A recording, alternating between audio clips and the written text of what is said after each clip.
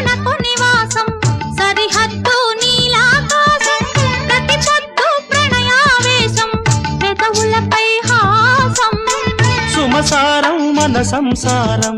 మణిహారం మన మమకారం ప్రతిరోజు ఒక శ్రీకారం పరవశ శృంగారం గతమంటే నీవే కథకానిది నీవే కలలన్నీ నావే కలకాలం నీవే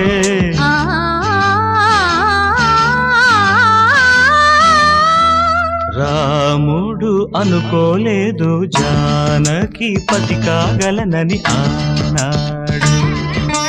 జానకి కలగనలేదు రాముని సతి కాగలనని ఏనాడు ఆనాడు ఎవరు అనుకోనిది ఈనాడు మన